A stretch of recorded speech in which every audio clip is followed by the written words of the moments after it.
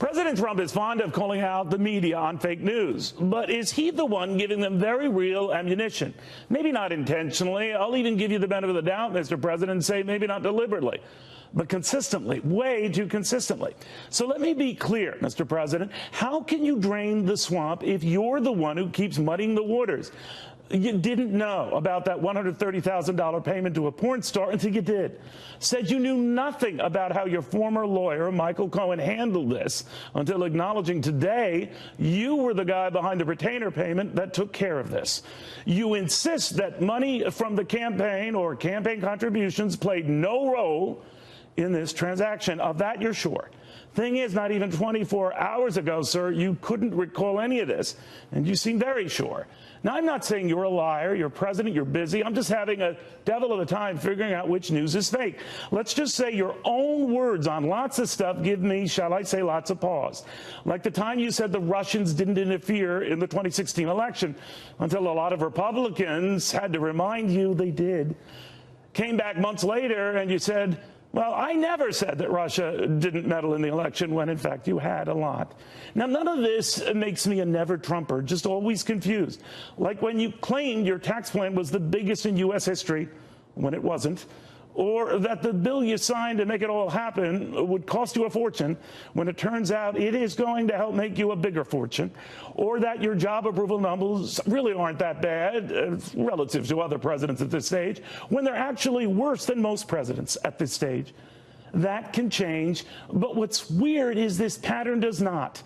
Like the time that you said rumors of Rex Tillerson's departure at the State Department were false until they weren't, or that your former chief of staff, Reince Priebus, wasn't going anywhere until he was, or your economic advisor, Gary Cohn, was doing a great job until he wasn't, when you absolutely loved Steve Bannon until you didn't, swore by Jeff Sessions until you started swearing at Jeff Sessions, had your legal team locked in place until it wasn't, denied reports you were ever thinking about firing Robert Mueller, even as you now threaten getting involved at the Justice Department.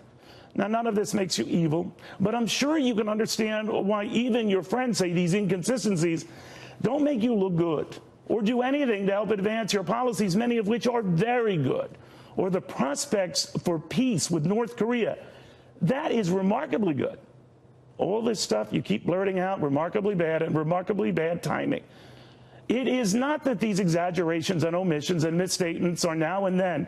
More like now and then something else, always something else. Like the time you claimed you signed more bills than any president ever, neglecting to mention the other four presidents, FDR, Truman, Carter, and Clinton, who all signed more. Or brag about the national debt going down by $12 billion after your first month in office, even though it soared by nearly $1 trillion now that you're 15 months in office. But it's not what you are omitting, Mr. President. It is what you keep stating and never correcting. Like when you said there was a serious voter fraud in New Hampshire, and there wasn't. Said the same about repeated claims of voter fraud in Virginia, and there weren't. Or that millions of illegals voted in the last election, but they didn't. Or the time you talked up your massive landslide in the Electoral College, even though 3 out of 4 presidents before you had bigger electoral vote landslides in their elections. Again, none of this makes what you say fake. Just calling out the press for being so a bit of a stretch. You are right to say some of them are out to get you, but oftentimes they're using your own words to bash you. Your base probably might not care, but you should.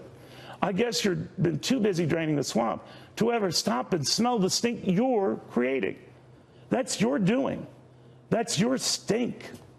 Mr. President, that's your swamp. Good night.